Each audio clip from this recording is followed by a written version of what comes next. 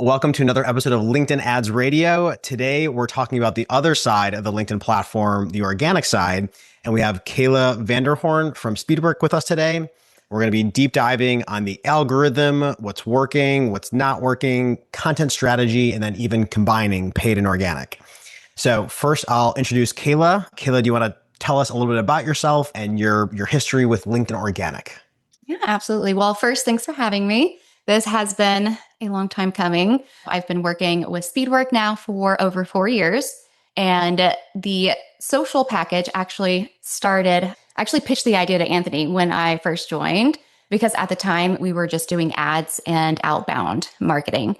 And he let me run with it. So it started as an add-on service. And then we recently built and launched the social department. So from there, I have been leading the strategy for all of our social clients across the board. And Kayla's done an amazing job. She's taken it and run with it. Yeah. Before we get into the nerdy details of LinkedIn, we're going to get very deep in the nerdy details today. Kaila, I want to ask you, what is your favorite Nashville food? I don't know. Okay, it's going to be between a good sausage and so it's a gravy, like a sausage gravy over biscuits. I love that. Or you have to go. Yeah, it is very Southern. My husband, who is from the North, he's not very fond of it. So I think it's very an acquired taste maybe. But then also a good Nashville hot chicken. I want something very spicy and I like a good crunch. There you go. Yeah. All right. Next time I'm in Nashville, I'll have to try that out. Yeah. Hattie B's is the best. All right. I'm going to put that on my list. There you go. All right. So now we can switch gears into the nerdy stuff. First question for you is, because everyone gets on LinkedIn and tries the organic side. Everyone kind of just jumps in. It's like, I can do it. I can write on LinkedIn. And then they might not see a lot of traction. And then they start to ask questions, or then they start to actually research, how do I make it work? So I always like to ask, what are the biggest mistakes that you see people making on LinkedIn, people, companies, whoever, what are the biggest mistakes that you see somebody making when they're trying to use LinkedIn Organic? That's a loaded question.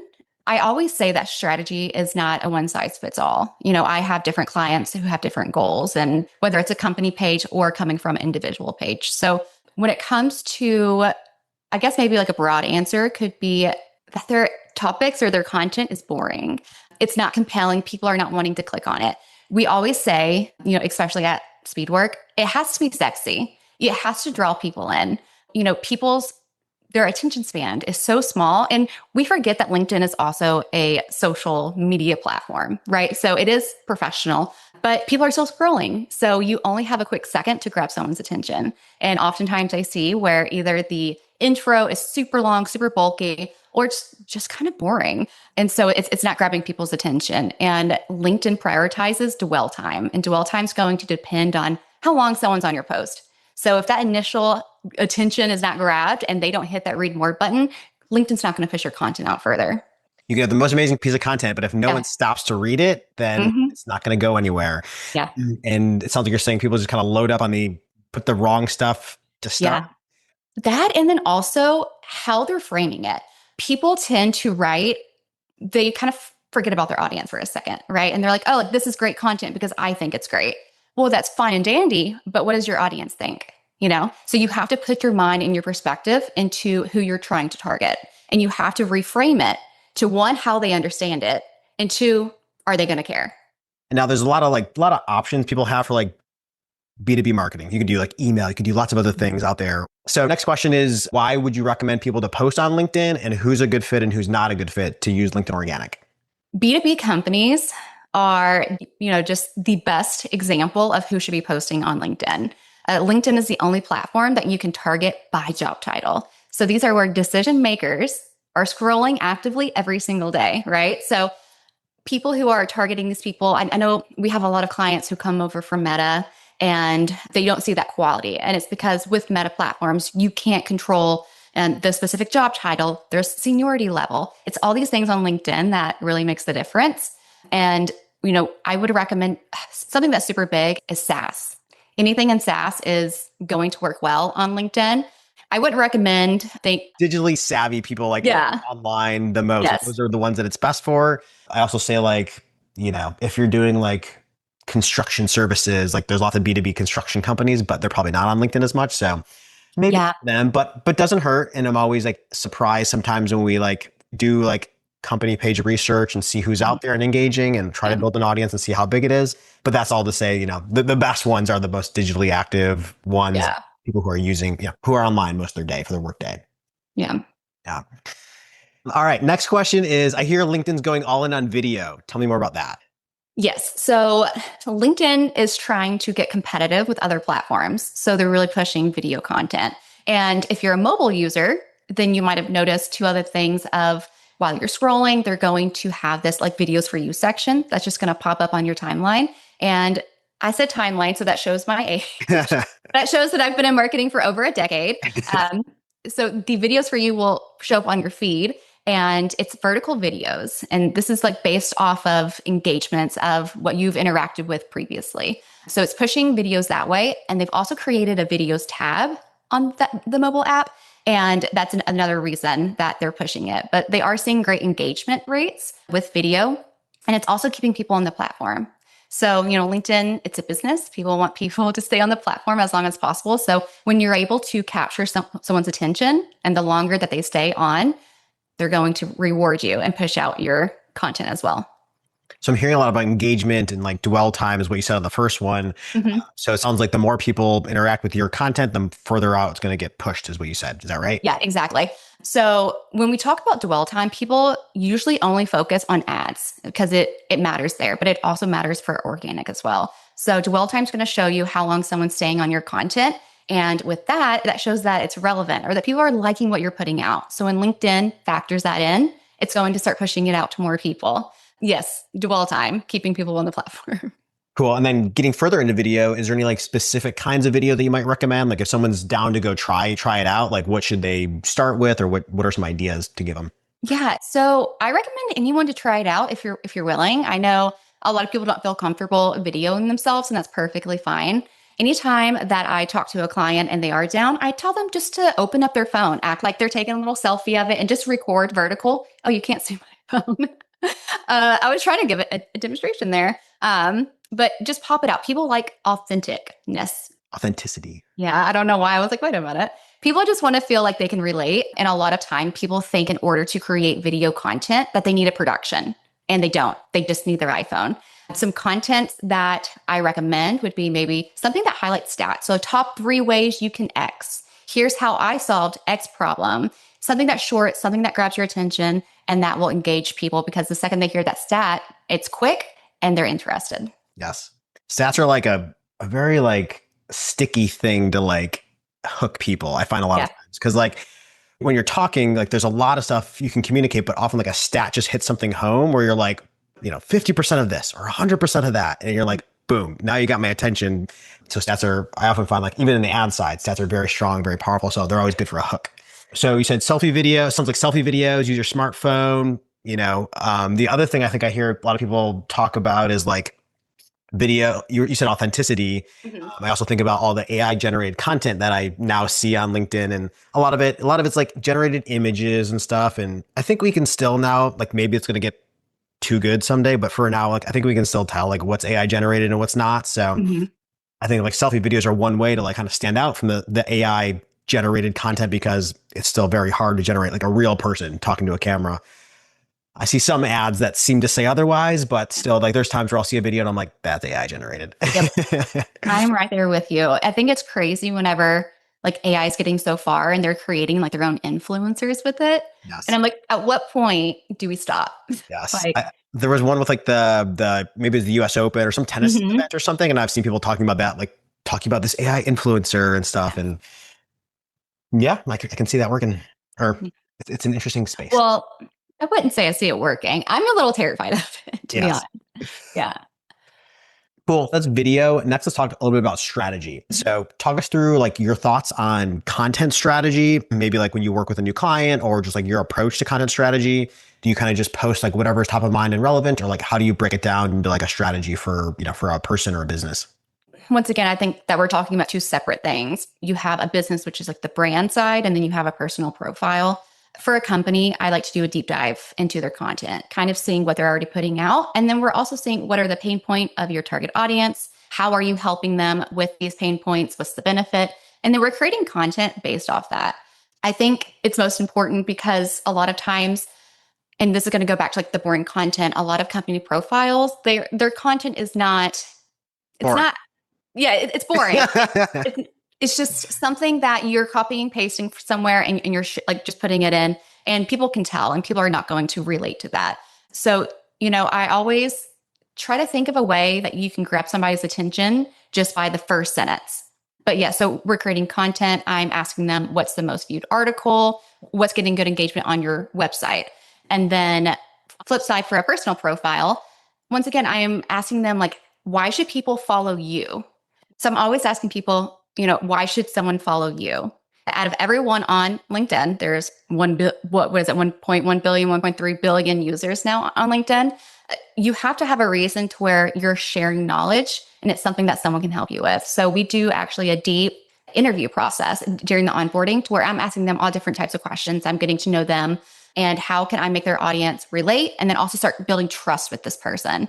Because I think a lot of times where people get wrong with organic social is that they focus too much on bottom of funnel content. So they're constantly pushing a demo, they're constantly pushing a book a call. People are not going to book a call just because you say, hey, I'm great at my job, let's book a call, right? So they want to know that you know what you're talking about. They want to showcase maybe some case studies, testimonials, or just giving free value up front. They want to know that you are the right fit, but how do they know that if you're not giving them that information? So that's the kind of the deep dive that we do during the onboarding process to figure out who this person is and how we can really tailor their message for their audience. And then how do you put it together into like what I've seen you talk about before is the content funnel. Tell me about the content funnel for LinkedIn.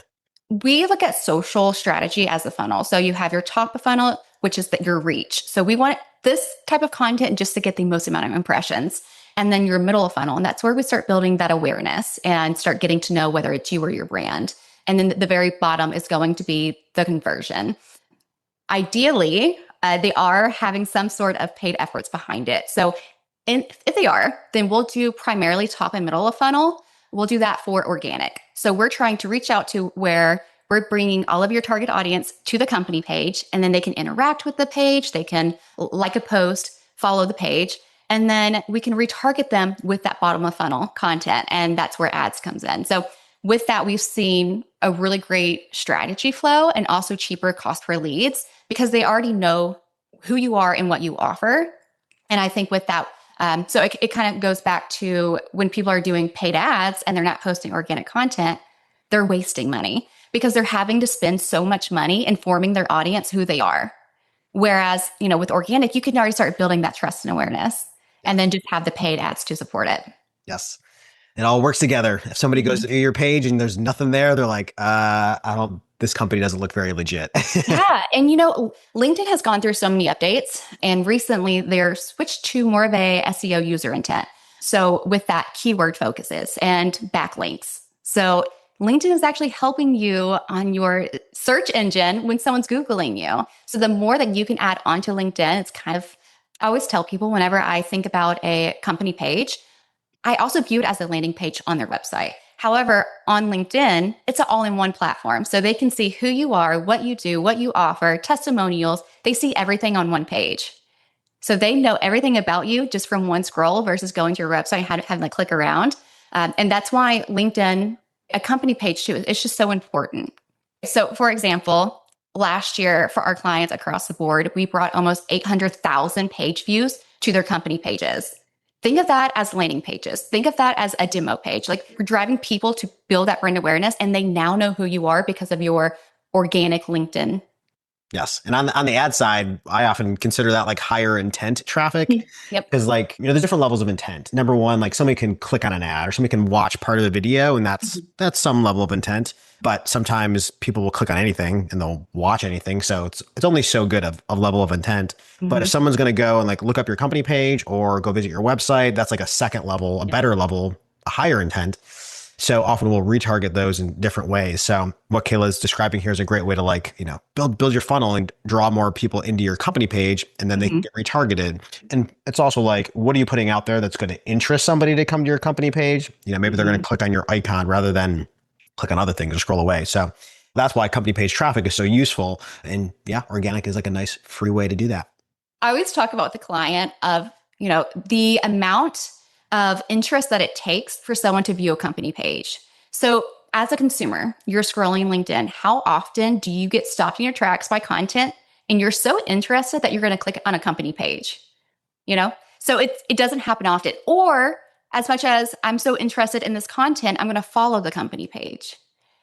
That flow does not happen as often for these consumers because they're more focused on personal profiles. So if you are creating content that gets their attention and they're interested enough for them to follow you, that's a warm lead. They already know who you are. Now, all you have to do is target them. They're hand raisers, as you might say. So next, let's talk a little about the algorithm. Everyone's always complaining that organic reaches down. Reaches down. I've been hearing that story for years now. But what's your take? What's like what do you see in the stats? What's going on these days in the algorithm? Yeah. So reports have shown that company profiles are down, and that's just year over year across the board.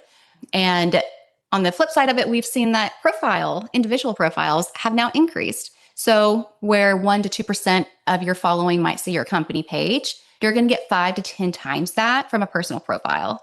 So that's why we're leaning in. Company pages are so important, but also so is leveraging your executives and all the leaders within your organization, because that's more reach and more visibility, more credibility for your company. Yes. I think you just had a post maybe today that's focusing on people over pages.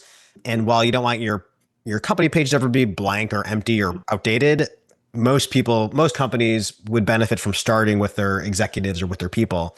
Tell us a little bit more about that. So with a personal profile, it kind of goes back to, let's say, sales 101, that people trust people, not logos. So in order to help build that trust, you want someone to be the face of it. And, it goes back to that LinkedIn is a social media platform. It's a personal platform. So you're making that connections one-on-one with other professionals. And so when you can start building up that trust and maybe that reach, they already know about your company. So if they follow this person, they get these insights, the data that supports it, they're eventually going to lead to the company page. Or let's say that you're not even in need of a service yet, but you follow this person. They're going to be top of mind for the second that you do need that product or that service. Oh, well, being top of mind. Everyone always asks, like, when should I post? How often should I post? Should I post in the weekends? What are your thoughts on like cadence and timing? So I'm going to say this goes back to no strategy is a one size fits all when it comes to organic content. So I would recommend, though, posting 3 to 5 times per week. We have a lot of people who think maybe posting 1 time per week is great, which just getting on and just trying it out is fine. But we've seen optimal reach from the 3 to 5 times per week. We actually had a client and we were posting about 3 times per week. We increased that to 5 and their impressions jumped to over 92%. And it's not like, it was a couple hundred, it was hundreds of thousands. So originally we were averaging about 120 impressions per month. When we consistently started posting 5 times per week, that jumped to 230,000 per month. So you're like doubled basically. Yeah. By going from 3 to 5, it doubled in impressions. Yep. Strategies stayed the same. We didn't change our formatting. We didn't change our graphics. We literally just increased the amount of posting per week, and it almost doubled the amount of impressions. So then, like, what's like the max? Like, what at what point do you ever like hurt yourself if you post too much? Like, what's the max you might recommend? This is like one of those gray areas, and I don't like to dabble too much because everything is going to be so different. We've seen where double posting can compete and they can hurt the reach of the post. So what happens when you post too short to each other is that LinkedIn's going to say which post is getting the better in performance, and then it's only going to push out that. But I think strategically, if it's done well, it can help you. We do have a client that we post 2 times per day for, and we did see their impressions almost double as well, and triple actually last year. So I think it's all about, first getting a consistent cadence up there. And then if you're getting good engagement and good reach, try it out. Try 2 times per day and see what happens. When it comes to weekends post, some do well and some don't. Just kind of think of a weekend. It's nice because you have less competition. Yeah. Not as many people are posting. But with that being said, it doesn't need to be anything heavy. It's a weekend. People are trying to just enjoy their time, not think about work.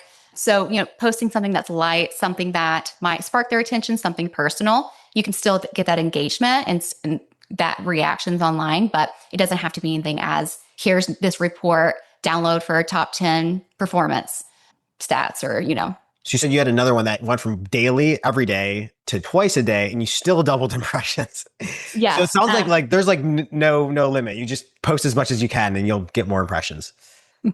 Maybe. Yeah, I'm sure there's a limit somewhere out there. Yeah.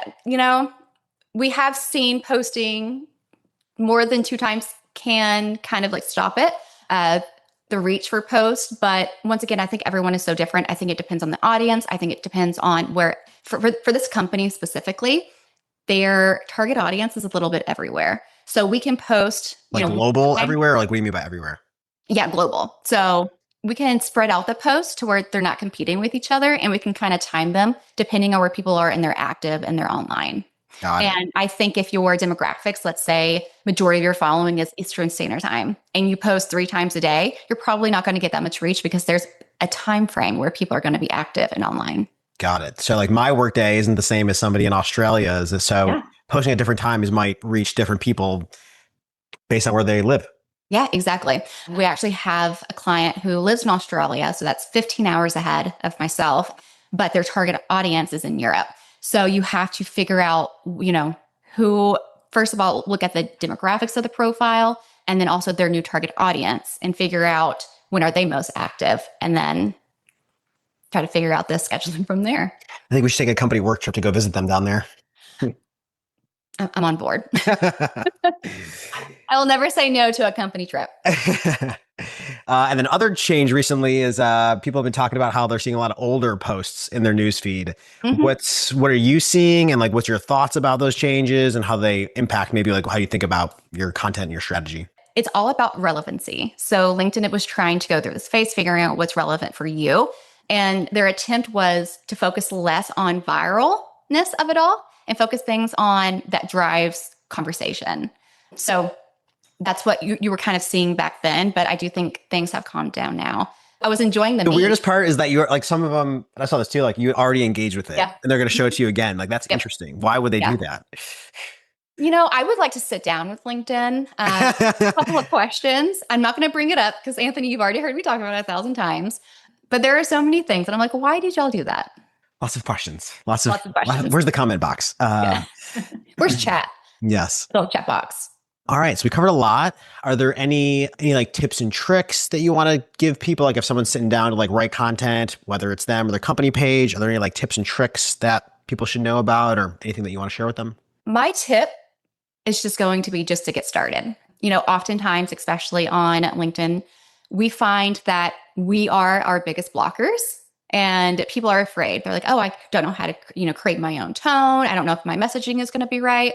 But just post it and see what happens and optimize. And, luckily for you guys, that there are companies that can help you with that if your strategy is not working, or if you just don't know where to begin, or you don't have the bandwidth. And something that I think is important to have is just making sure that you're making it very clear on your point of view and your pillars. If you're going to create a social strategy, you need to make sure you know who exactly you're talking to. So create the personas, your pain points, and then also how can you make this sound as authentic and human as possible? Especially with the light of AI, things can sound a little bit robotic if you do use their support. So just making sure that it sounds like a human to human talking. And that goes for company pages as well.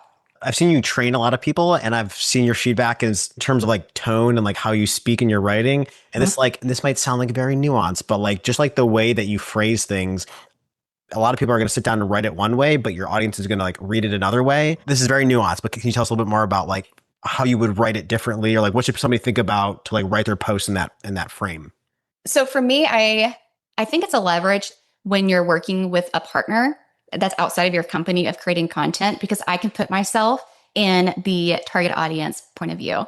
I'm not so far into the ins and outs of your product or service. So for me, I'm able to look at a view and say, okay, this is your pain point.